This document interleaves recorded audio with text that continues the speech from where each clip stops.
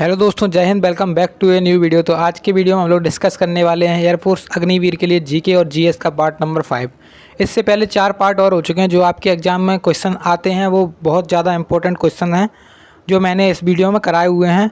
तो आप लोगों को पूरा वीडियो को एंड तक वॉच करना है, और जिस लोगों ने जो 4 पार्ट हैं वो नहीं देखे हैं तो वो भी आप लोग देख सकते हो। लिंक आपको डिस्क्रिप्शन बॉक्स में मिल जाएगा, और इस क्लास की पीडीएफ आपको क्लास खत्म होने के बाद टेलीग्राम चैनल पर मिल जाती है। टेलीग्राम का भी लिंक डिस्क्रिप्शन बॉक्स में है, वहाँ से जाके आप लोग डाउनलोड कर सकते हो, या फिर टेलीग्राम पे सर्च कर लेना सरकारी एग्जाम फाइटर, तो वहाँ पे चैनल आ जाएगा, उसको ज्वाइन कर लेना। तो वहाँ पे आपको सारी पीडीएफ मिलती रहती हैं। और देखिए, हम लोग अपने चैनल पर चला रहे हैं रागा का प्रैक्टिस सेट भी, तो रागा का प्रैक्टिस सेट नहीं देखा है तो वो भी देख सकते हो आप लोग, और उसकी भी लिंक आपको डिस्क्रिप्शन बॉक्स में मिल जाएगी। तो चलिए यहाँ पे स्टार्ट करते हैं अपने वीडियो को।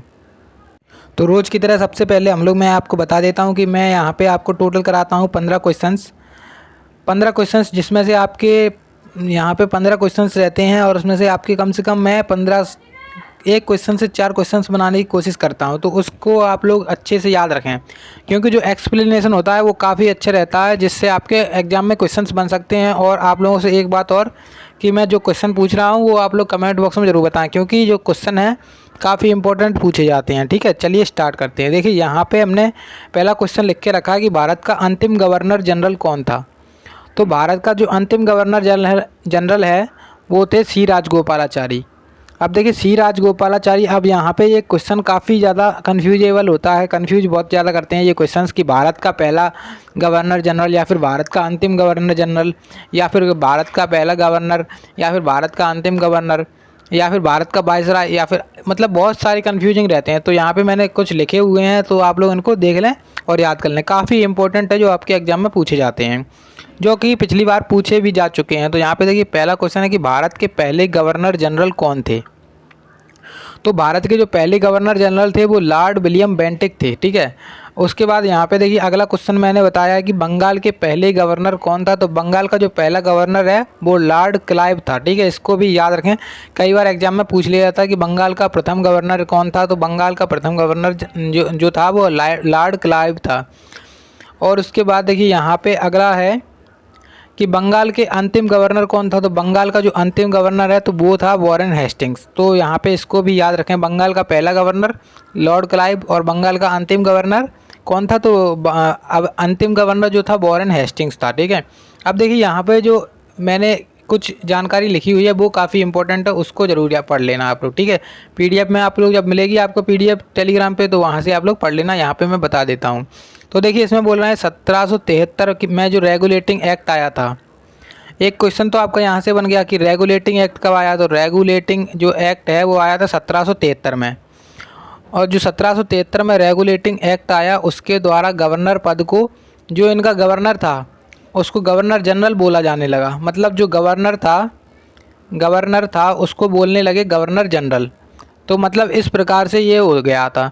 तो जैसे पहले गवर्नर बोले जाते थे कि बंगाल का पहला गवर्नर बंगाल का, ऐसे, तो फिर उसके बाद बोले जाने लगे गवर्नर जनरल है। ठीक है, फिर उसके बाद देखिए क्या क्या हुआ था यहाँ पर, कि उसके बाद भारत सरकार अधिनियम यानी कि 1858 एक एक्ट आया था, एक एक्ट पारित हुआ था, जिसने भारत के गवर्नर जनरल का जो नाम है वो बदल कर क्या रख दिया था। भारत के गवर्नर जनरल का जो नाम है वो बदल कर रख दिया था इन्होंने, क्या, तो इन्होंने बदल कर रख दिया था वाइसराय। तो इसको भी याद रखें। ठीक है, तो सबसे पहले क्या था, सबसे पहले था गवर्नर, फिर उसके बाद आया गवर्नर जनरल, फिर उसके बाद आ गया वाइसराय। तो इन सभी को याद रखें, काफ़ी इंपॉर्टेंट है एग्जाम के पॉइंट ऑफ व्यू से। चलिए, अब देखिए, यहाँ पे अगला क्वेश्चन आ चुका है।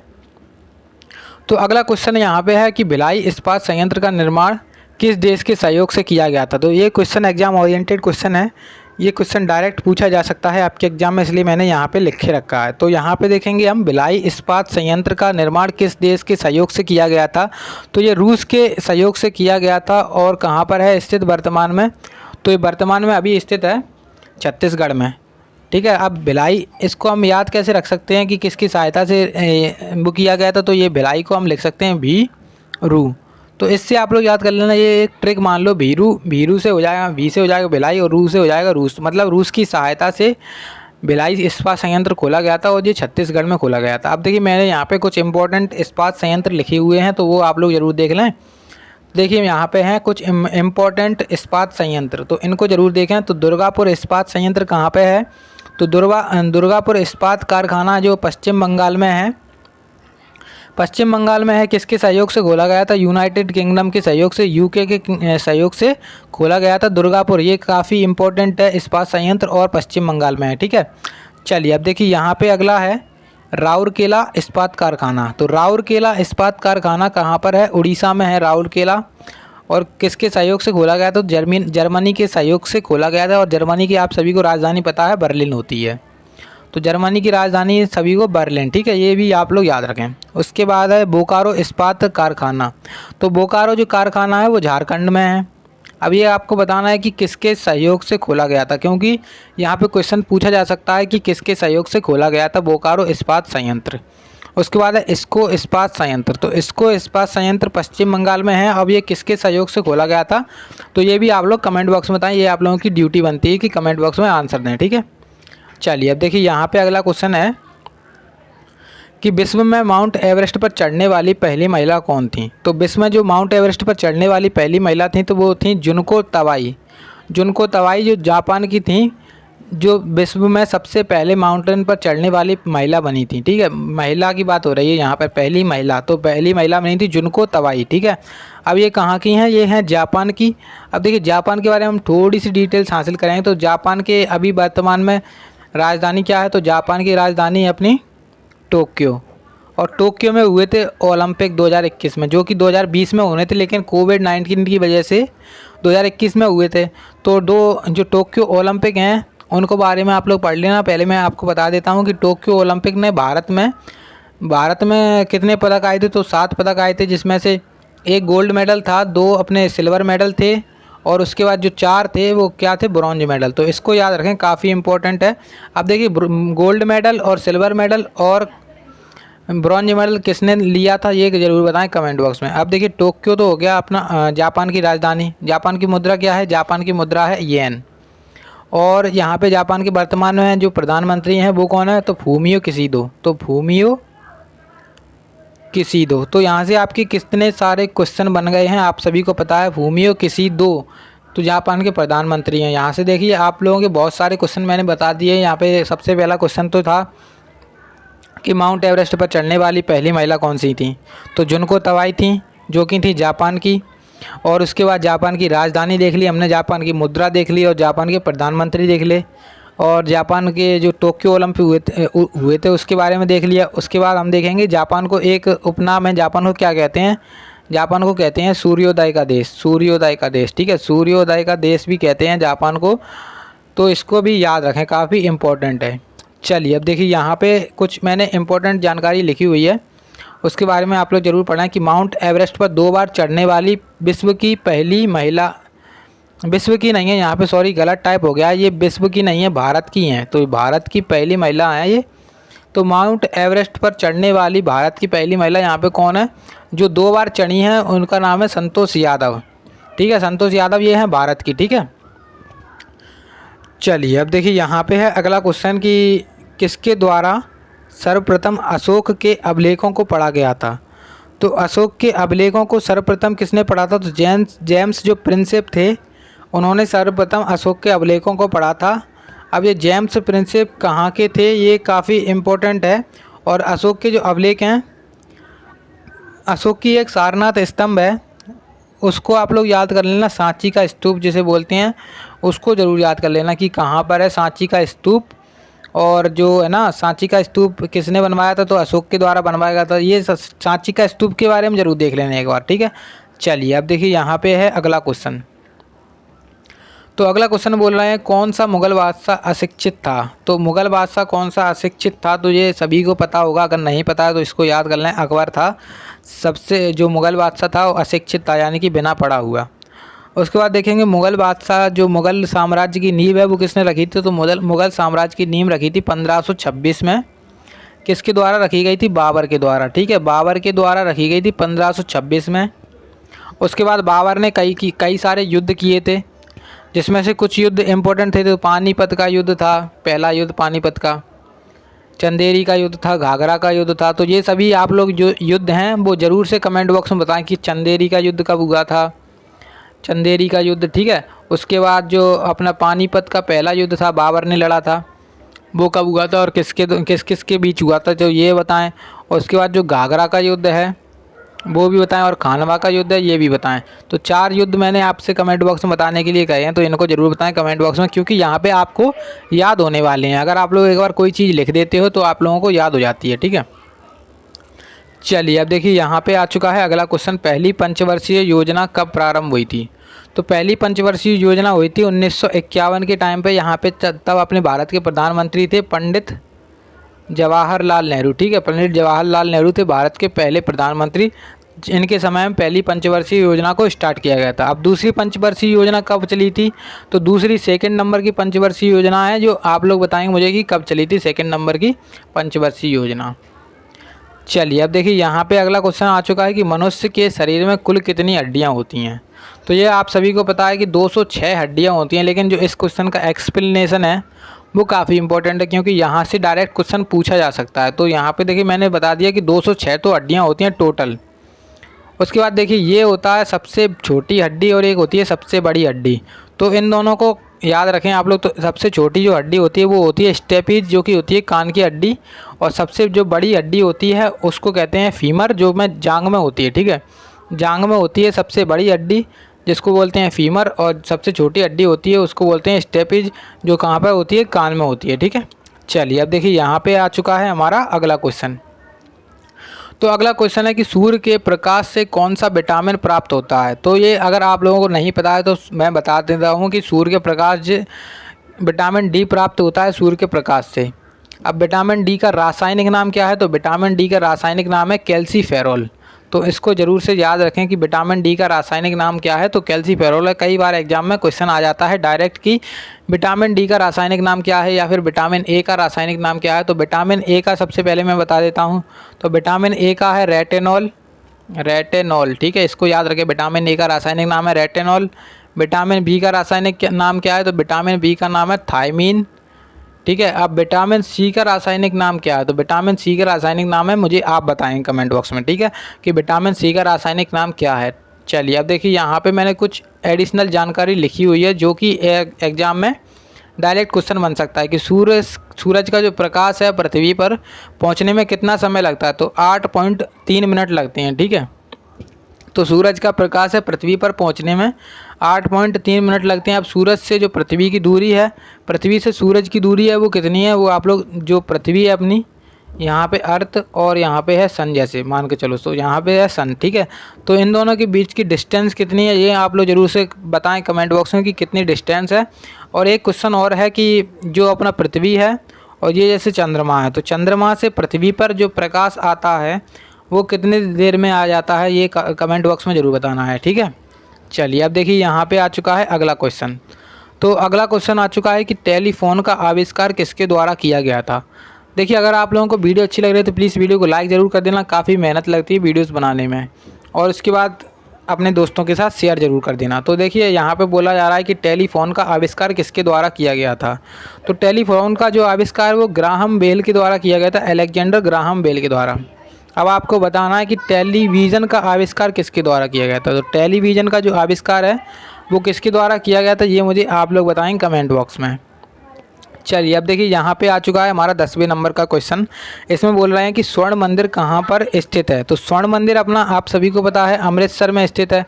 और अमृतसर कहाँ है, पंजाब में स्थित, ठीक है, पंजाब में स्थित है। जो ये हो गया अमृतसर और ये हो गया स्वर्ण मंदिर। अमृतसर में स्वर्ण मंदिर अमृतसर में स्थित है। अब उसके बाद है यहाँ पर देखेंगे हम स्वर्ण मंदिर में जो सोना है, ये क्वेश्चन काफ़ी इंपॉर्टेंट है। स्वर्ण मंदिर में सोने की परत किसने चढ़वाई थी। तो स्वर्ण मंदिर में सोना किसके द्वारा चढ़वाया गया था, तो ये हो जाएगा इसका आंसर महाराजा रणजीत सिंह। महाराजा रणजीत सिंह के द्वारा स्वर्ण मंदिर में सोना चढ़वाया गया था। तो इसका आंसर ज़रूर से याद रखें, ठीक है। चलिए अब देखिए यहाँ पे कुछ इम्पोर्टेंट लिखे हुए हैं मैंने कि कौन सी चीज़ कहाँ पर है, तो कौन सी चीज़ की अवस्थिति कहाँ पर है वर्तमान में।